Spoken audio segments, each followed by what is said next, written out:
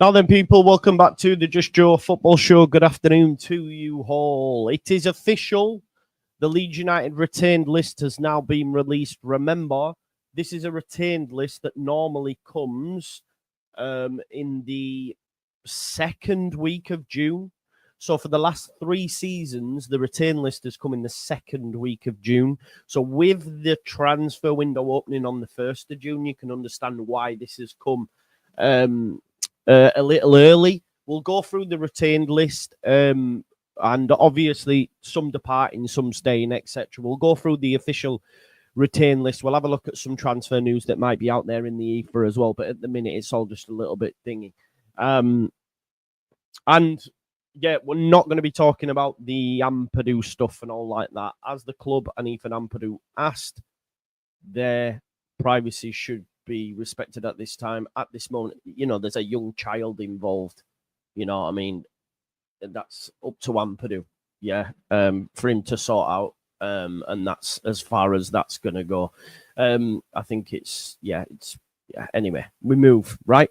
Right, okay. So let's just quickly go through the retained list. So Leeds United can confirm the club's retained list for 25-26 season has been submitted to the EPL, not the EFL, by the way, the English Premier League. Leaving the club upon the expiration of his contract is Joshua Gulavogi. We saw Fabrizio Romano actually tweet this out earlier on, and that's why obviously the feelers were put out about the potentially being a retained list, because how did he get that information? I'll share with you that this is what Fabrizio Romano had put out. Gulavogi plans to leave Leeds as a free agent this summer. He's open to a new chapter with contract due to expire in the coming weeks. We know how pivotal he was in and around the side. So, look, he struggled against League Two Harrogate. Let's not get. I loved him, yeah, agreed, but he does depart. Midfielder leaves the club upon expiration of his contract.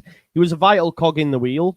Let's not beat around the bush. This was a player that came in at a time when we needed experience. We were short as well because obviously Ampadu had got injured. We didn't know when he'd be back. And the way that he was around the place shows how much an old head at times who's played at the top of the game. Let's not forget Gulavogi played for France. He played for the French national side, and we all know that French national side is stacked. You know what I mean? So the fact that he managed to represent them tells you all you need to know about Gulavogi. And, before he played, he was my favourite player. Like, I loved him. And then he played against Harrogate, and I was like, right, okay, yeah. But as a man, who can forget when he said, when Leeds United, I say, wow. Do you know what I mean? Let's quickly just have a look back at the retain list. So he's been an important figure both on and off the pitch. Returning to their parent clubs following successful loan spells, we'd like to thank Solomon and Rothwell for their efforts and contributions towards us being crowned champions of the division. Just on that, I think we go for Solomon. I don't think we try to get Rothwell back. That would probably be where my head's at this moment in time. Be interested to find out what you thinks. I'm going to put a poll in. I want to know.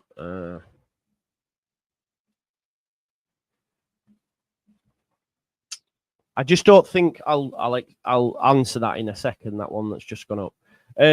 So I've put in the chat Rothwell and Solomon. So the options are Rothwell, Solomon, or both. Why not Rothwell, Raj? Just because I think, with all the best will in the world, we need a better player who can arguably start week in, week out, who can play box to box, who can score goals, that box crashing 8.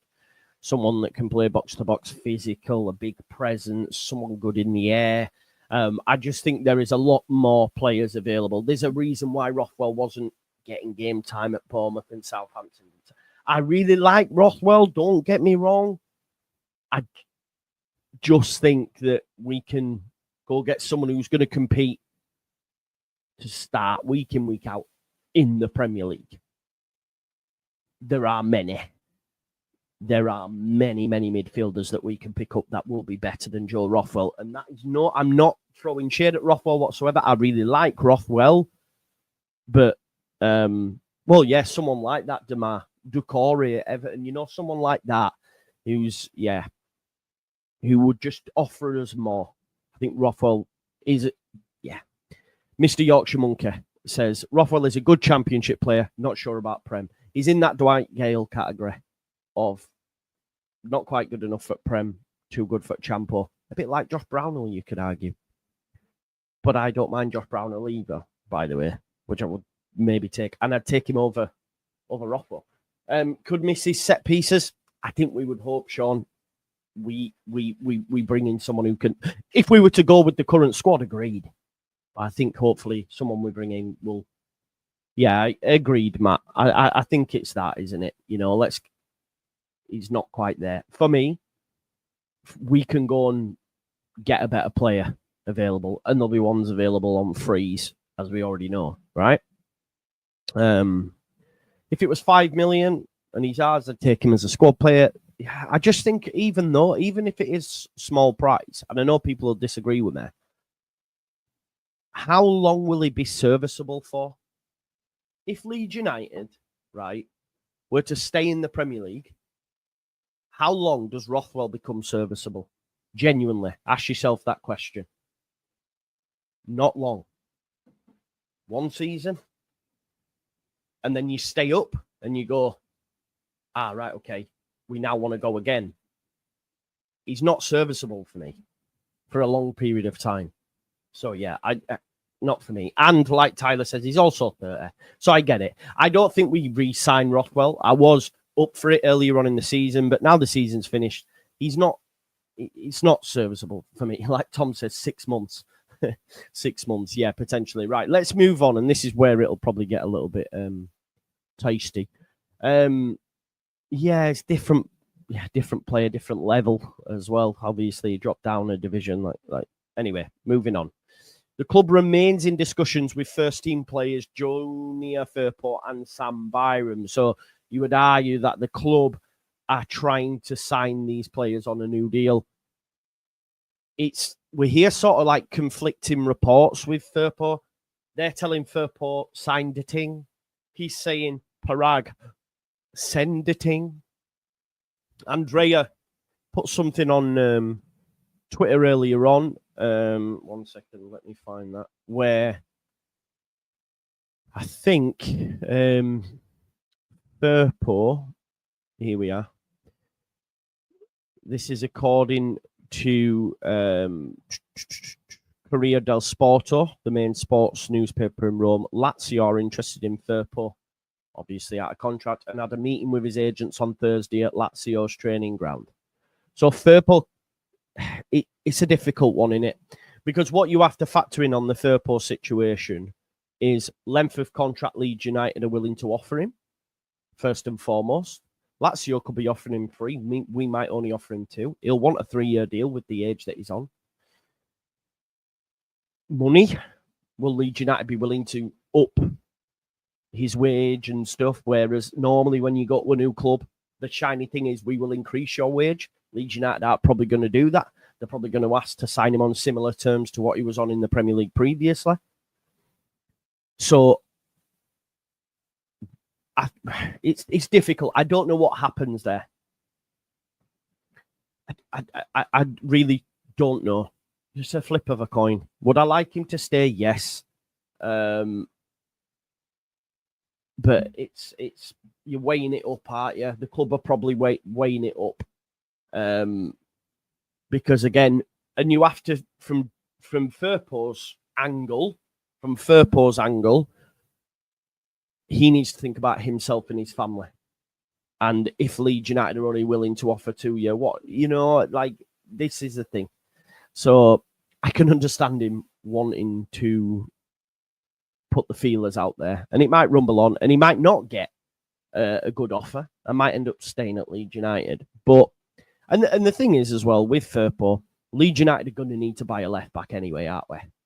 We need a left back. So, swings and roundabouts. We'll see what happens. Why does my head look like a ball sack? I'm getting some Botox, me, I'm telling you.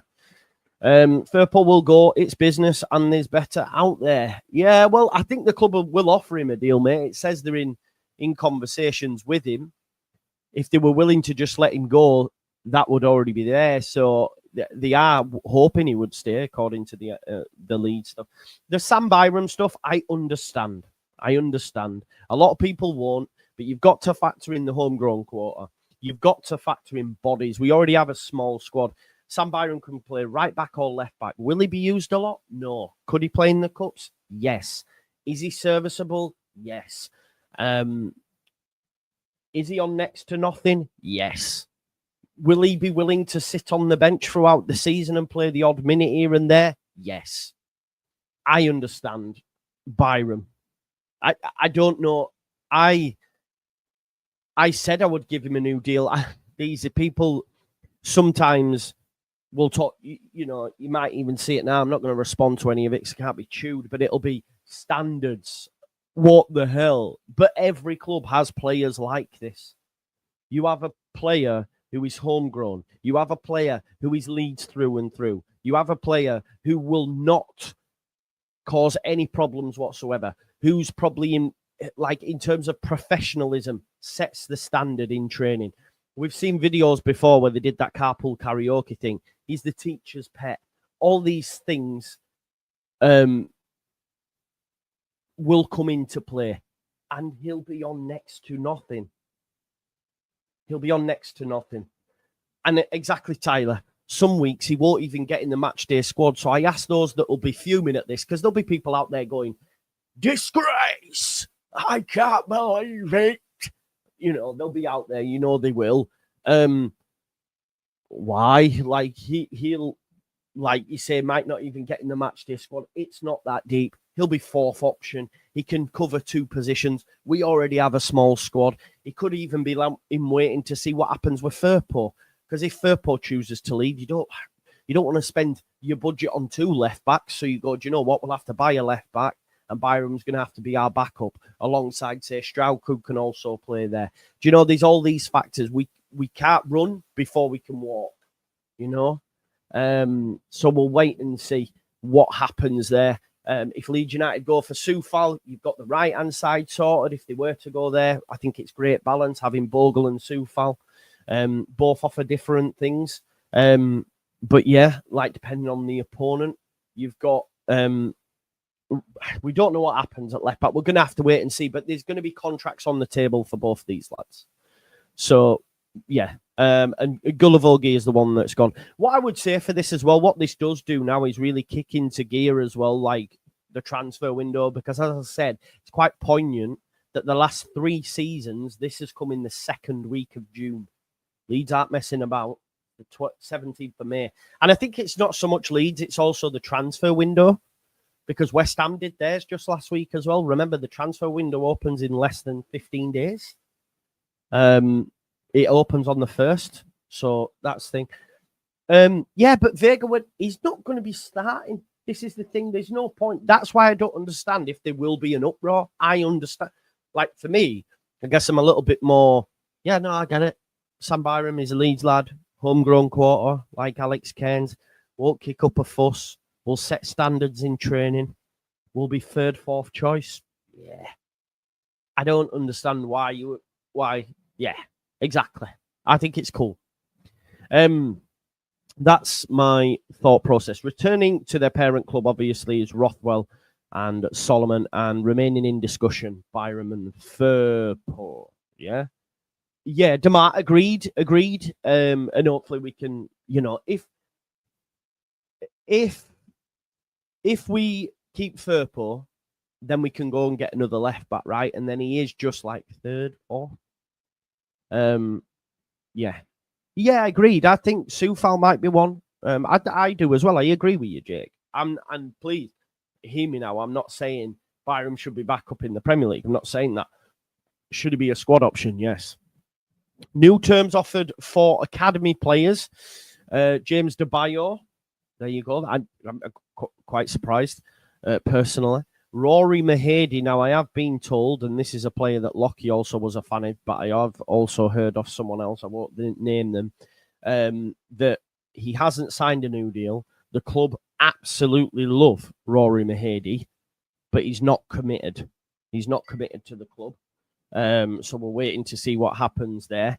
Coburn Bird and Harvey Vincent. In terms of some of the other names, apparently Max McFadden is a big shock, but homesick, wants to go home.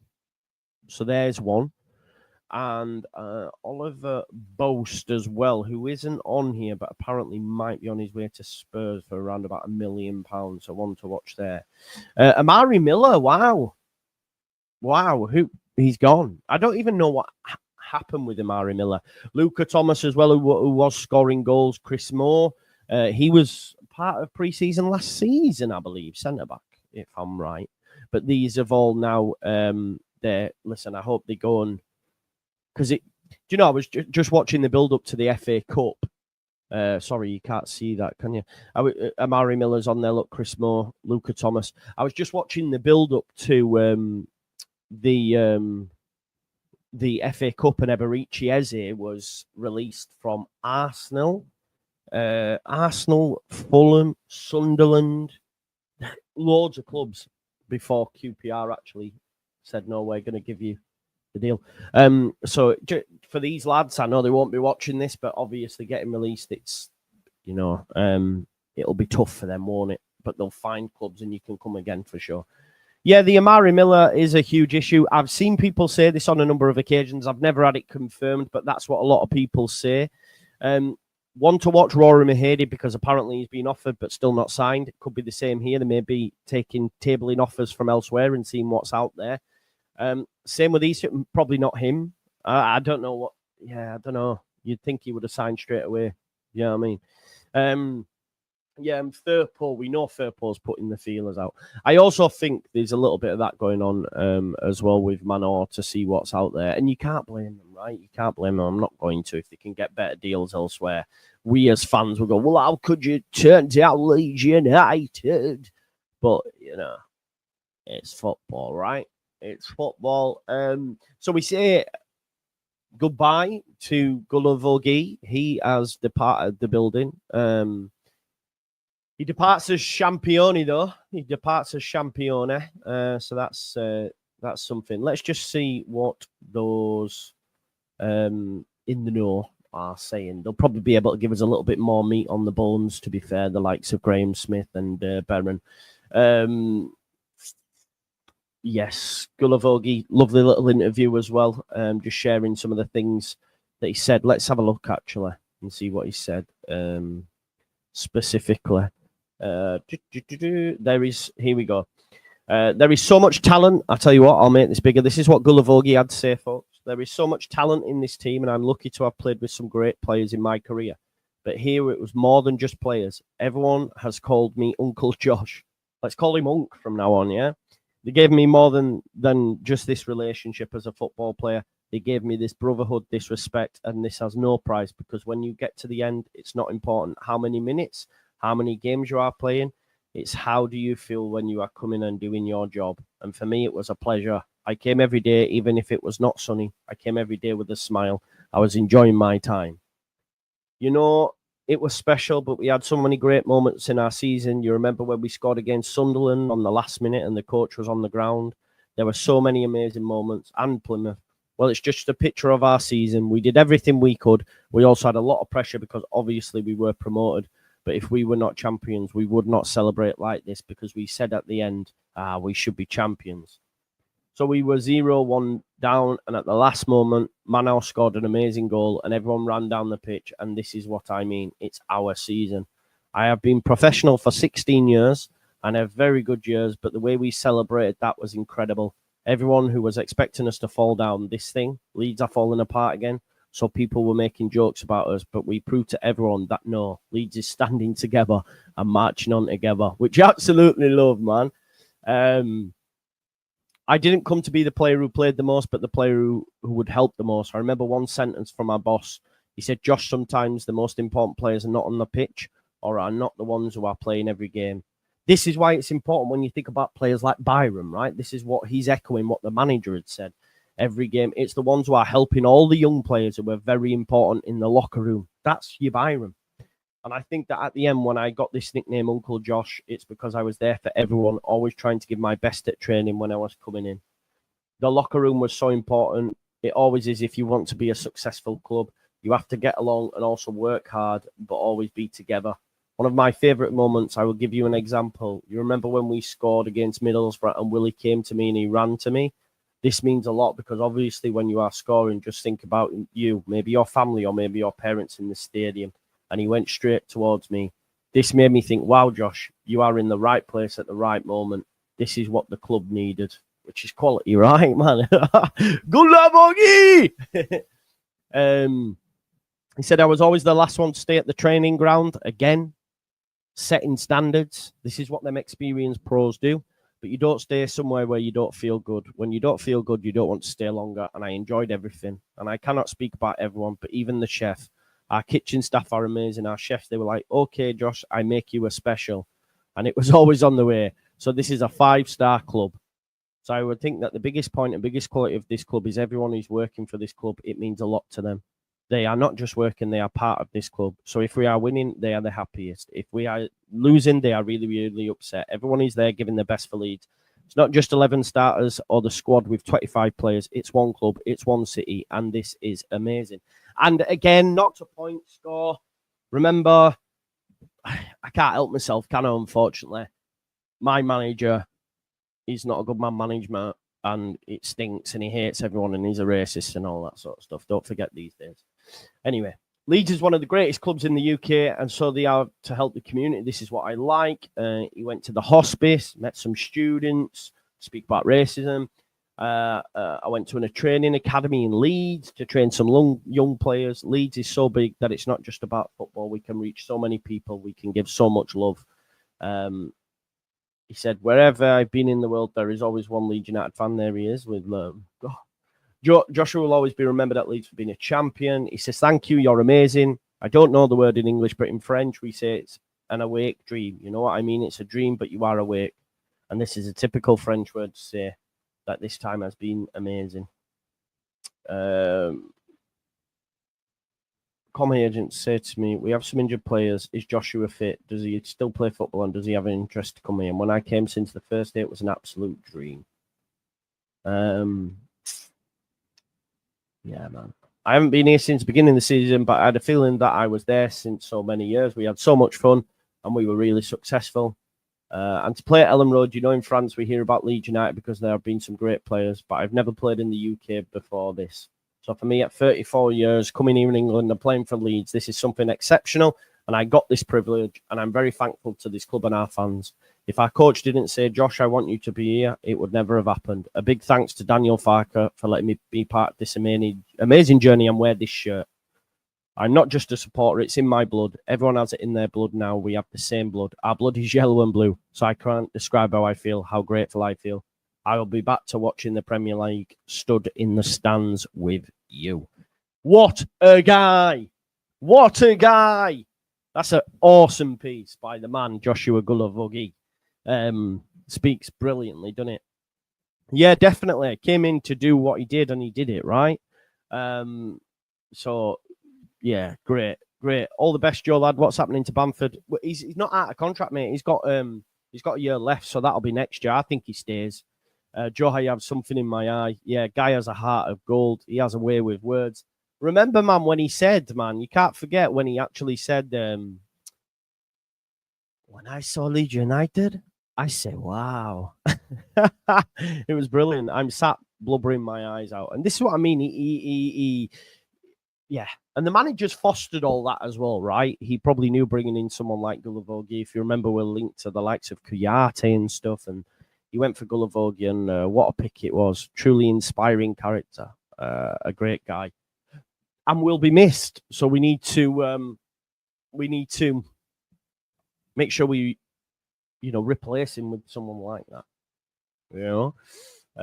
With someone like that for sure.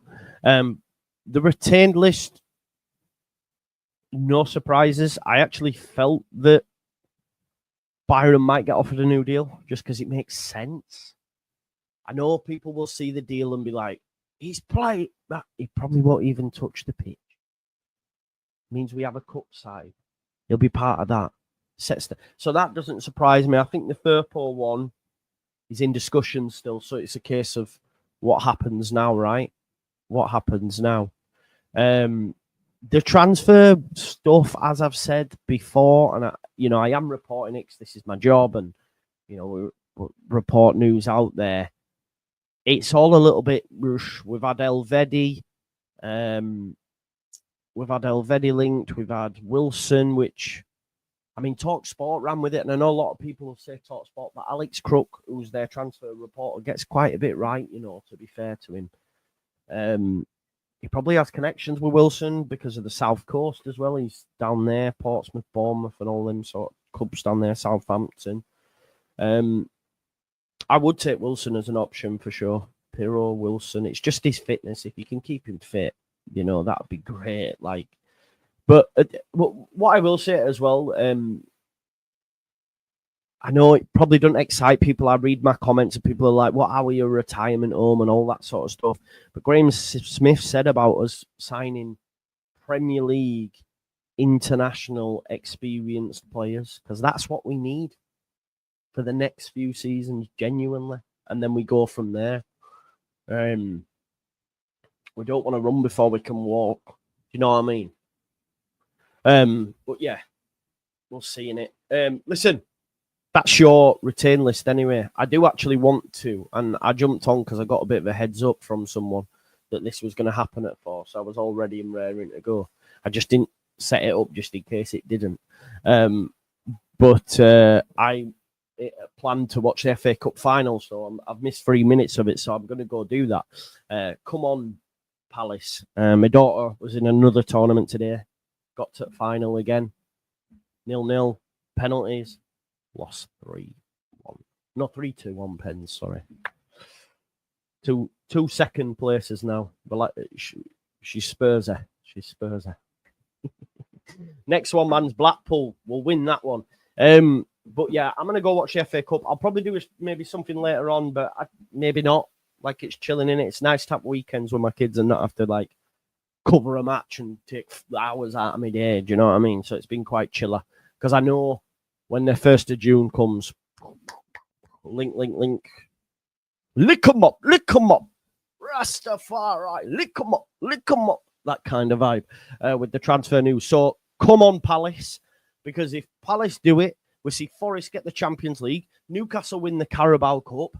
That means next season we can stay in the Premier League because things are changing. The top 6 aren't winning all the time. So I hope Palace do it, man. Plus, they've never won anything. So no more Pardew dance, do the Glasner glow. Anyway, lick him up. Peace out, folks. Smash a like on the video, subscribe to the channel, get your comments in, hit the notification bell. Enjoy the rest of your afternoon and evening. I'll see you in a bit. Peace.